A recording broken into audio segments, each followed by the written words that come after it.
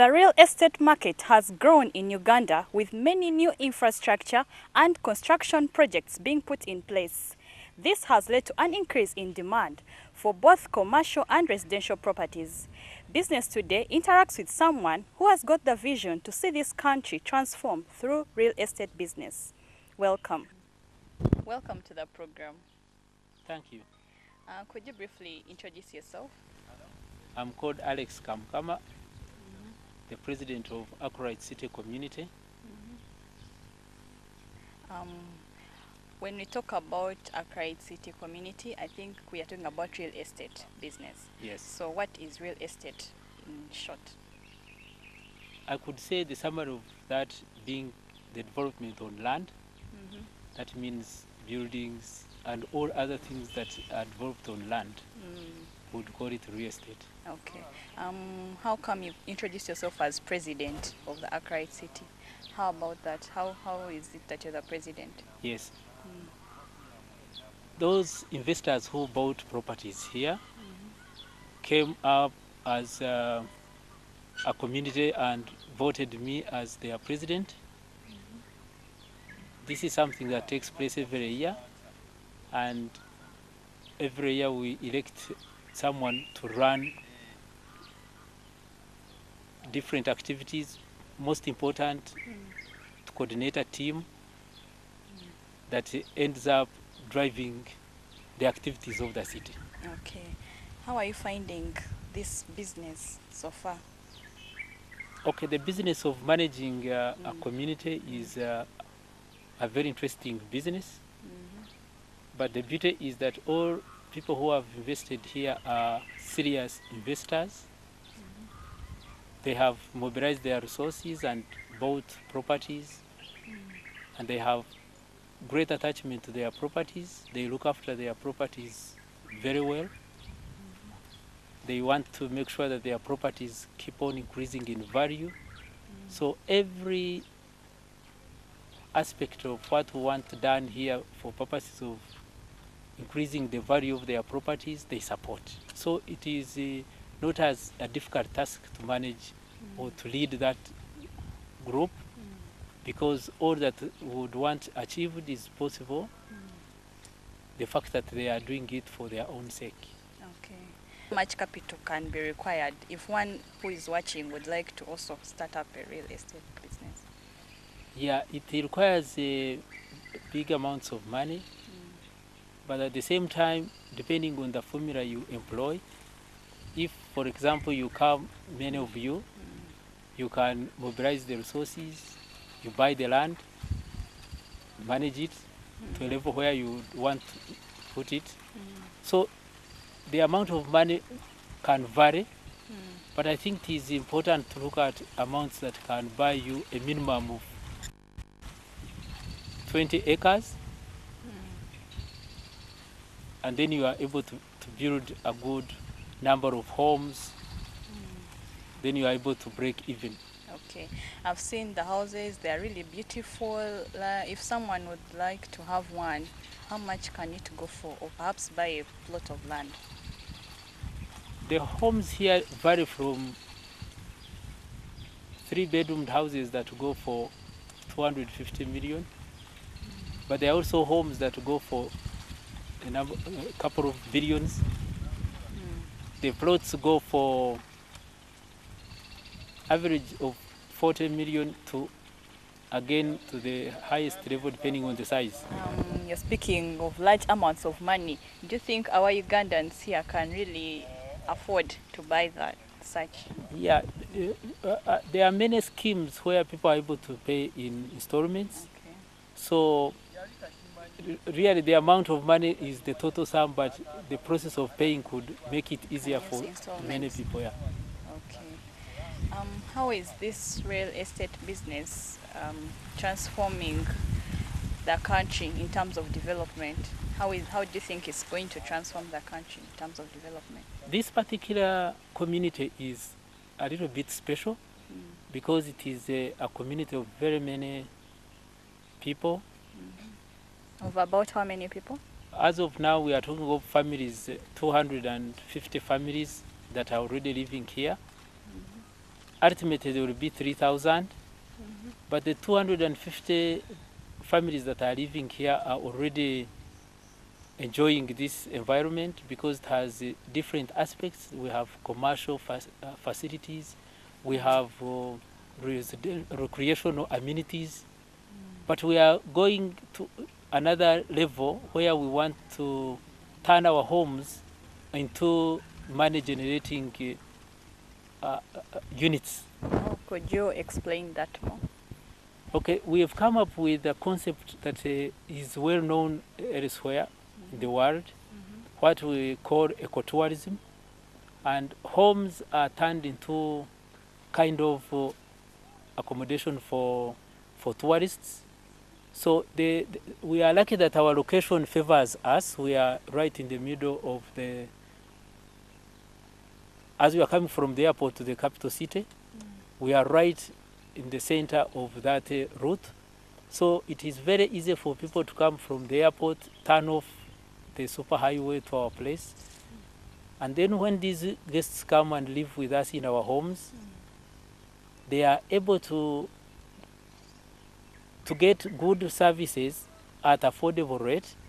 But what is very, very important and something that we tend to take serious is that these tourists become friendly to the people they have lived with in their homes. That helps in terms of creating a relationship. Even when these tourists have gone back, they can be able to relate in terms of investments. They can invest back here, but they can also import from Uganda because they have already associated and related with the Ugandans whom they have lived with in the homes. Okay.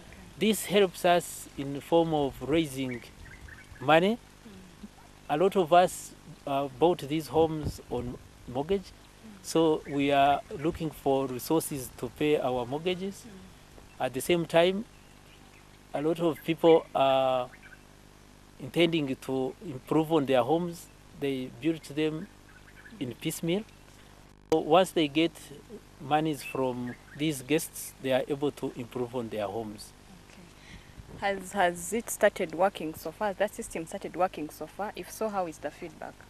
Oh yes, on a small scale, yes. But now we want to upscale it. We have established an office. We are setting up a website that will help us in marketing this area. But so far, those who have come, we've gotten good, positive feedback. There is one thing that they appreciate most, that when they are here, they are able to do many activities, one of which is golfing. Golfing is becoming very attractive in this part of the world because of our good weather. Secondly, when they are here, they are able to watch birds in our nature park. They are able to associate with our people, learn more about our culture. They feed on our organic foods. And what is also very interesting is that in our nature park, they are able to look at different types of animals. As Accra City, it's like you're targeting tourists, basically. How is that? Yes, sure. Tourists, both local and international.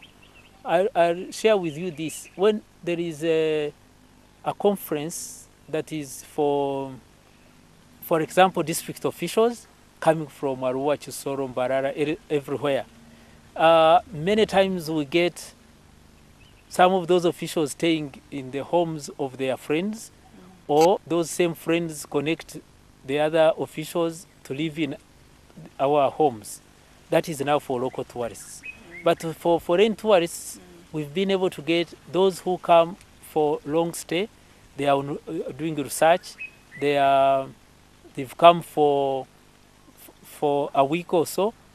They live with us in our homes. Okay. Where is the government in all this, and how is it going to benefit? Right. Government has so far supported us in infrastructure development. They've so far done 3.3 kilometers of a tarmac road, which connects from the Entebbe-Kampala highway right inside the city. But we are fortunate that government is working on a connection to the superhighway. That is going to make a big difference. It's a game changer, we want to call it, because it will be easy for someone to come from the airport, get off the superhighway, come to our place. Okay, that's perfect. Soon the budget is going to be read. What do you have to say about it when it comes to real estate? We are calling upon government to support real estate, especially the establishments that are big enough to put in infrastructure, particularly roads, because the roads are very, very expensive to build, and they are public goods. You wouldn't stop people from using the road. You can't therefore charge them. So being a public good, you would expect that the public resources support that investment. One thing we are happy about is that government has done us great by extending that connection to the superhighway. Okay, that's good. Now, if someone wants to invest in real estate, like for you, how are the returns? Yeah, the returns would be good, but there are also costs that are exorbitant. If Does someone have to go for a loan? I mean, if you don't have your own capital, you may have to borrow money. And given the high cost of money here, it can be very challenging. However, people who have gone into it and they have remained focused on providing good services, they have made it. You have not faced any challenges? We've faced very many of them. Yes. And one of them is the high cost of money. And the second one is our land. The land matters are not easy in the country. You will always find a lot of challenges to do with the land. Either there are squatters on the land, they are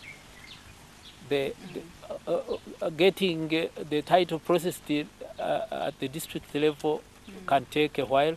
So all that, those are challenges that we face. Okay. In terms of competition, how has it been for you? Because many have come up with such real estate, like it's everywhere. How have you managed to beat the competition? Right now, as Accurate City community, we cannot talk of competition because what we have here is unique. And number one, the location is unique. No one can copy this location. Number two, the people who have bought properties here, they kind of have their own character. So it has not been difficult to craft our own standard that makes us different from the rest. As a community, we want to say that we are moving on well. Okay, that's good. Uganda is talking about Vision 2040. Where do you see real estate business then? Vision 2040 is about transforming Uganda, and real estate is exactly that. It's what we do. We are getting this land, you put in infrastructure, you get people to build and make it develop. Therefore, real estate is actually what will transform Uganda and therefore attain the Vision 2040. So as real estate, you're prepared for that? Particularly this community is prepared to contribute to the attainment of Vision 2040, transforming the economy. And given what we've put in place, this community certainly will attain the desired state of affairs. Why do you say so? Because we have invested heavily in our homes that are of high quality, high standard, and now that we are going into business of ecotourism, a lot people are going to earn from their homes. People are going to benefit from their investment, and that's why now we are calling upon investors to come and take advantage as we build this city to a level where Vision 2040 will be attained. To come and invest in areas. For example, the shopping mall. We have put aside more than 20 acres of land meant for a shopping mall.